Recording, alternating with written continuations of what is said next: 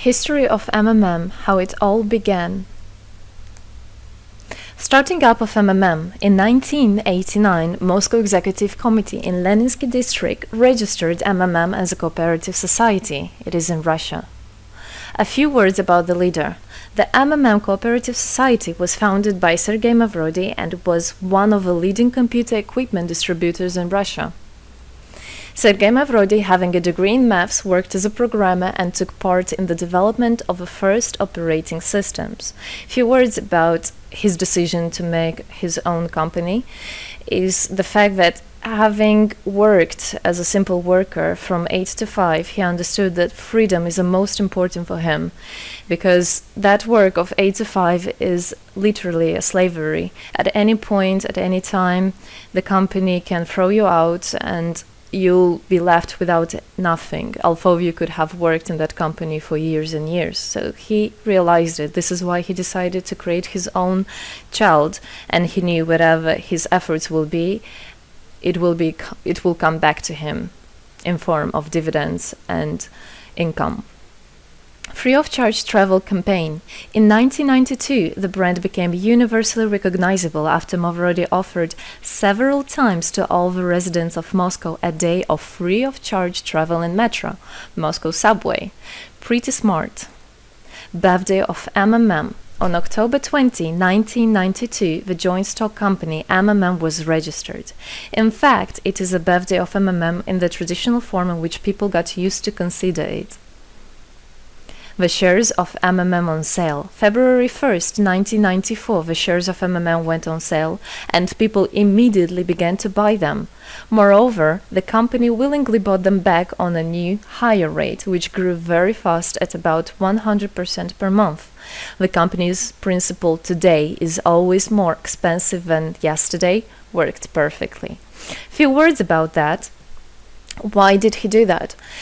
As you might know, in 1991, the Soviet Union fell. So if until at the time of the Soviet Union, everything that there was in the country, like properties, different companies, or whatever that was bringing some goods, was national. So any person of the country was entitled to have a share of that production, of that company.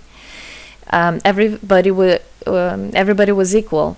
But when the Soviet Union fell, what it meant is that all the companies, all the properties had to be privatized. So you can imagine there is a company, a huge company. People worked there for years and years. And at one moment, there comes a person and says, all that is mine. Yes, this was the case. And obviously that information that flows about the fact that it was possible to privatize was kept only for a small group of people for obvious reasons. So a simple worker who worked in that company for years and years or all his life didn't know he can actually come and say by law that that is his. So what genius idea Sergei Mavrodi had is to sell these shares to gather the money of the people, and with this money to buy those companies. So basically, if a person has an MMM share, he would have had an exact share from the company that Sergei Mavrodi bought. For example, a company from oil and gas or something else. Obviously, he knew perfectly which companies are worth it and which companies were not. There was quite a battle there. So as you can see, his idea was great, but let's see what happens. Government is trying to hinder MMM's activities. Surprise, surprise! Planned by the Russian government, MMM 94 was intentionally collapsed. It began when tax inspectors accompanied by OMON officers passed through the crowd of depositors and went inside the central office of the company to give a notice about the planned tax inspection. Right. So obviously, the small group of people that I was talking about is the government people, is the people that have connections and so on. And they wanted, obviously, all that money, all those properties to be kept in their hands. This is how the nowadays oligarchs were made. At that moment, they had nothing. In one day, they got loads of money. And now you can know them as very rich people who made their money on the back of a nation. So obviously they did something just to provoke some panic going through the crowd. Obviously, for any financial institution, a panic is really bad. As I remind you, at that time, MMM was selling shares, was a share stock company, let's say. Mavrody's arrest. Sergei Mavrody was arrested on tax evasion charge. Really lame excuse. It wasn't at all like that. What happened, even the person that was in charge with giving the arrest, he told him that there was no other option for them. They had to do something, even though it was illegal what they were doing, but they had to do it as they were afraid of him. Because, as he said, another 2-3 months and in whole Russia there would be no government, no banks, nobody, only Sergei Mavrody, that who holds the money nowadays. This is in charge. So he was arrested, and his arrest was broadcasted live on all TV channels, obviously to show off more, to show people how bad he is, and actually the government didn't do anything wrong. On the same day, there was a storm of the central office of MMM. The company was prescribed to recover 49.9 billion rubles to the budget. Huge money. The question about the money in MMM 94 is open, as no one still can give an answer where it is. The authorities simply turned a blind eye to it, although hundreds of eyewitnesses are ready to confirm, even under oath in court, that they saw 17 trucks take out cash through the back door. So unfortunately, at that time, there was no internet, no bitcoins, no other internet wallets, and all the money were obviously kept in cash in the MMM offices. And the government took advantage of it. They just came, took it out, and then they said nothing. Moreover, they didn't say where the money went. They even made the way to make people believe that Sergei Mavrody was the one who took all those 17 trucks of money and disappeared. But obviously it wasn't the case. It was a simply lame excuse. Demonstrations against state authorities. August 1994. Thousands of MMM depositors affected by the artificial collapse of the pyramid protested and demanded to set Mavrody free. Actually, Mavrody could have used his powers and do huge, bigger protests, but he decided not to do that, as that would made as obvious a different protests of this type. Could be people injured or even killed, so he decided not to use people in this purpose. It was very noble from him to do that.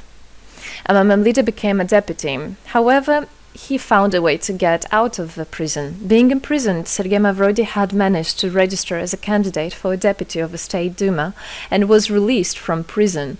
He won the elections by a landslide and became the deputy of the State Duma of the first convocation.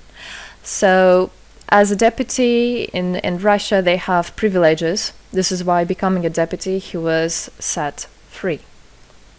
The State Duma is against Mavrody. Surprise, surprise! The State Duma deputies deprived Sergei Mavrody of his deputy plenary powers due to his permanent absence at the Duma's meetings. That incident was the only one in New Russia's history. Sergei Mavrody wasn't interested at all in politics. It's not he hates politics, as he said it many times. So he became a deputy only for the reason to get out of a prison. That's it. He wasn't interested to go to at their meetings, as he himself considered as well the people there as being quite silly and not worthy to spend time with. But this was another lame excuse for them to deprive him by saying that he is absent. A candidate for presidency. The Central Election Commission registered the authorized representatives of the initiative group that had nominated Mavrody as a candidate for the president of Russia, but subsequently rejected a significant part of the signatures in the support of a candidate, and his registration was renounced.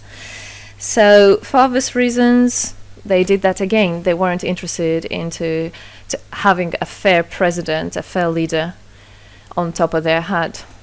Revival of MMM, January 2011. Sergei Mavrody renounced launching a new launching a new project of MMM 2011. Together we change the world. Previously, there were simply no analogues of similar systems in the world. The film about MMM, the launch of a project fell in the same time interval with the release of Russian film about MMM Pyramid, the plot of which is based on the eponymous book in which the history of MMM is disclosed by Sergei Mavrodi. So he wrote a book, and there is a movie which I highly recommend you to watch. You can find it online on YouTube. MMM is building a new, fair financial order. June 2012, the activity of MMM made a lot of banks collapse and a huge outflow of funds from deposit accounts happened. The system numbered more than 35 million members at the time. For obvious reasons, the fight against the system started. It suffered the same fate as MMM 94, eventually collapsed. So what happened? A lot of banks, as I already said, had a huge outflow, and another minus of the system of that time was that it wasn't really quite a community, because the money was still kept by the managers in MMM. So it wasn't the same idea as it is now, comparing it now, where people exchange money between themselves. You don't need to put it in a central account.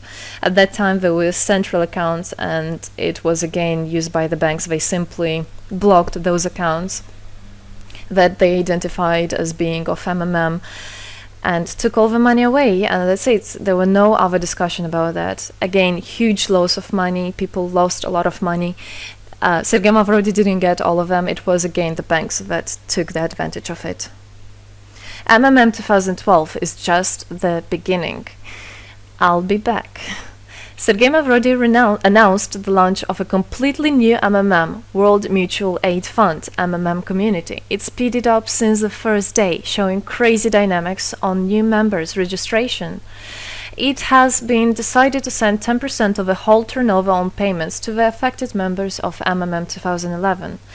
So again, another genius idea. In order not to make central accounts, in order not to gather the money somewhere, now the money are spread directly between participant itself. You can just check in your account online whom you should transfer the money to. So MMM now is connecting all the people between themselves and exchange, so that they can exchange the money and get benefits of it. It's amazing and it's crazy, but it is true. MMM is growing. Some short facts. 2012, MMM started its development in India. It had great, huge developments. 2012-2013, following India, MMM Bangladesh was launched as well. 2013, MMM Indonesia was launched. 2014, MMM Hong Kong. And it's not the end. MMM Global, 2014. MMM Global started up in the spring 2014. It is a voluntary network, a community of millions and millions of people from more than 100 countries worldwide. So there is already MMM settled in Argentina, Brazil, Philippines, Hong Kong, and other, and all the rest of people in the world from all the countries of the world are able to participate as well. So they rebelled against the financial slavery and combined their money for this purpose. So how it is possible? MMM, the Republic of Bitcoin. Bitcoin is another genius idea to set the world free. For MMM Global participants' convenience, there were some trendy ideas on funds transfers implemented. From now on, all the countries where you can buy and sell Bitcoins can be registered in a branch of Free People of the Republic of Bitcoin. Thus, there is no barriers to develop MMM in small countries due to their restrictions on the international bank transfers. Banks. This is not something that we would want to use, as the banks can anytime put restriction on an account or even block an account and take all the money. Yes, the banks can do that. Read better your contract. So, Bitcoins is really genius idea to do that. Join MMM Global, join our community, set the world free. Don't hesitate, don't even think of going back, just go always forward. We are writing the history right here and right now. We are not going to be any more slaves working from 8 to 5, having pennies for that. We want to hold our own money and to get the benefits of it. I don't want a bank to use my money for their own purposes. I want us people, free people, to use our money, to exchange the money when it is needed, and to help each other. This is really a great idea. And join us, write the history here today with us. And together we will indeed change the world.